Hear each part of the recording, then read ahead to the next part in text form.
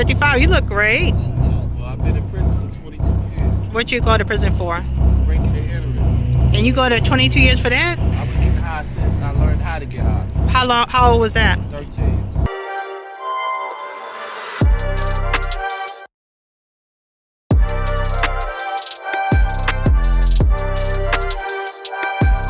Hey, my name is Pharmacist Tish. I am here to share the wonderful city of Charlotte, North Carolina. See the skyline and everything. We're not too far from uptown Charlotte. And I'm here to talk with the wonderful people of Charlotte and discuss the things that the homeless communities are going through, you know, with health, with the housing crisis, just everything. So who do I have the pleasure of talking to? Lawrence Falls. Nice meeting you, Lawrence. Right. And so how long you been living in Charlotte? I grew up in Charlotte. I've been living in Charlotte all my life. All your life? 5 years old, yeah. 55. You look great. Well, I've been in prison for 22 years. What you go to prison for? Breaking and entering. And you go to 22 years for that? Yeah, I had done, I was under the influence. I've been getting high since I learned how to get high. How old was that? 13. So how was your childhood? Rough. How so? I mean, I grew up in the projects. I grew up in Piedmont Court. Mm-hmm. But So Piedmont Court is a rough place? It was. Mm-hmm. I mean, but as you see, it gives you survival skills. You're going to make it one way or the other. Right. Do you think they give you 22? Did you hurt anybody breaking and entering? I didn't hurt nobody. So you think, so did you go to jail before that point? Did I go to jail before that point? Yeah. Have you ever been to prison before those 22 years? No. So why the heck did you got 22 I had years? caught over 100 felonies. Okay. Right. Yeah. Do you think that was normal? No, that was not normal. You know it's not normal. Yeah. A person on drugs would do something crazy like that. But yet they put you back out here and they throw you back into the same rat race you call yourself escaping from. I mean, but... So how old were you when you went to jail? I was in my 20s. So you was only in your 20s. You were a baby. How was that experience for you? I mean, it changed me. How so? Because now, after dealing with prison like I have, and being there all through all my adult life, Yeah. that's basically all I know. I don't know how to survive out here. I don't know nothing about no phone. Mm-hmm. Technology has bypassed me. I mean, I'm relying on people to help guide me, but there's no guide. Okay, so let's talk about that, because they keep talking about like they have like transition programs for inmates. No transition programs. They talk like they have transition programs, but they have no staff to transition you with the programs. Okay. And it's always something else. I mean, so okay, so your first. If you show your line, show up that line and show all the way on that line. Majority of the people out here are black. Right. All right, but when a white person come in with the same problem we got, they're going to get first dibs on everything. Wow. They're going to get help.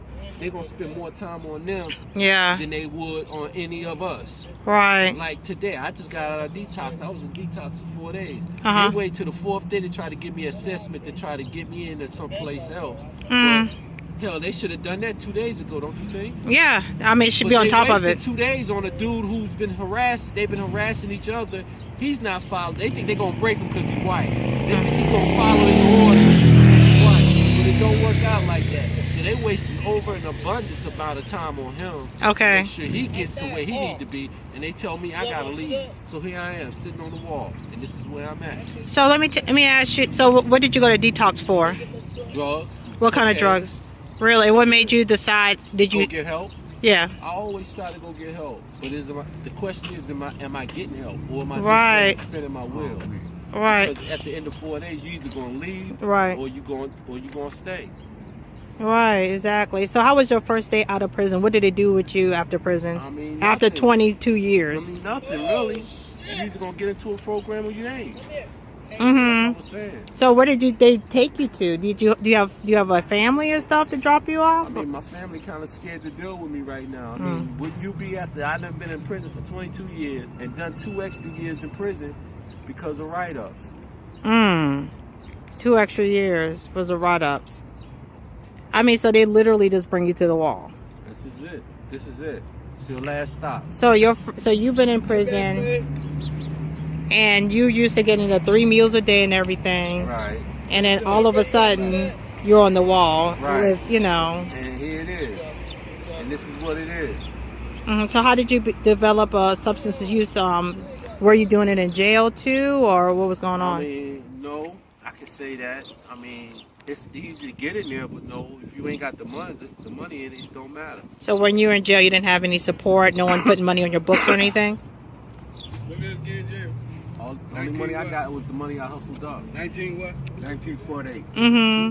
1948. Only money you get in the world, 1948. in the world is what you hustle up. So they don't make sure you have a job or anything before you get out? How they gonna do that?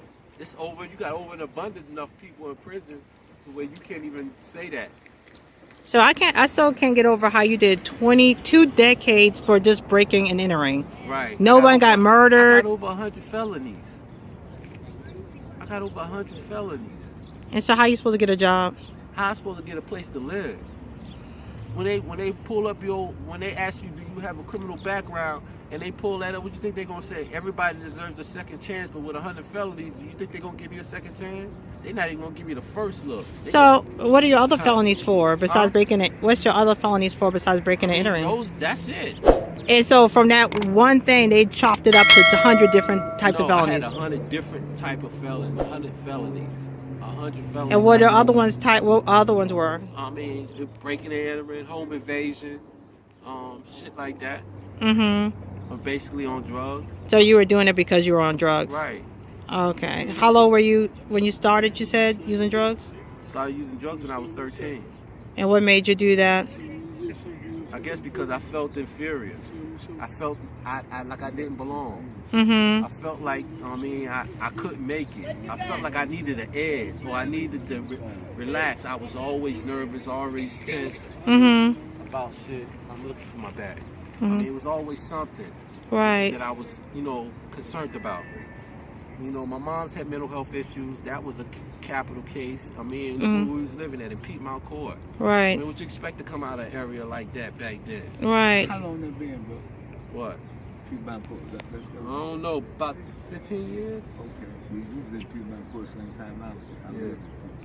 I grew up with Toby Alexander. I grew up running with him and Nuggy and them. Yeah, I grew up running with. I was 5, 6 years old, a peewee. Okay. 6 years old. Shit, I was still shitting on myself, running behind them on the railroad tracks. They taking me to steal dogs. I mean, so I grew up. That's how I grew up. In the neighborhoods and environment like that. How you expect somebody to have a clean or good break when they put in that type of environment?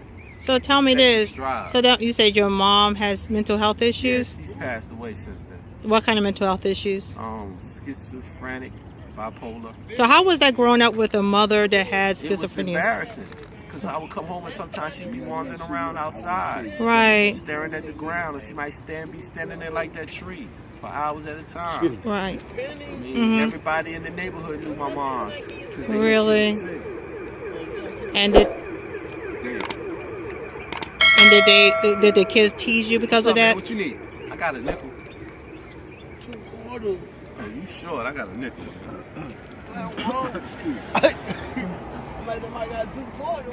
So did the kids tease you and stuff because of your mother? I mean, I had plenty of fights. Plenty of embarrassing moments. Plenty of going to school with the same clothes on. Plenty of people handing us over their hand-me-downs and when I've been through all of that. Right. I mean, so it's where was your dad? Life. Your dad wasn't there? Wasn't ever there. How many brothers and sisters you have? 5.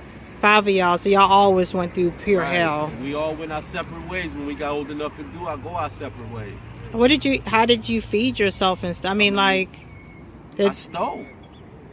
Right. So everything was about surviving. Right. I either, when you let me in your house to sit there and watch TV with your kids, I either ate there or I went somewhere in the store and stole. I went to the store and eating in the aisles. I might eat in the aisle. I might be in the frozen food department, bent over in there, eating like a motherfucker. Right. I mean, so this is what life taught us. You're either gonna survive it or you're not. So how was high school? Did you finish high school? No, I dropped out of high school. What grade? 10th grade. 10th grade. So that's good you got, that far, especially with everything you've gone through. Right, everything I was going through. What's the worst thing? Made me start getting high, I guess. Right. A lot of times people get high to escape, yeah. So what was the worst thing you've ever experienced? far as being out here or in the Just in life, The honey. worst thing I experienced was just standing there watching somebody get stabbed and not knowing what to do next. That was You in don't prison or wanna- outside of In prison? prison. Mm-hmm. Not knowing what to do next. Mm-hmm. Because you get involved, you don't know whose side they're going to take Right. you on. Exactly. So you just have to see them get... And you just have to stay and back away. Know when to back away. Right.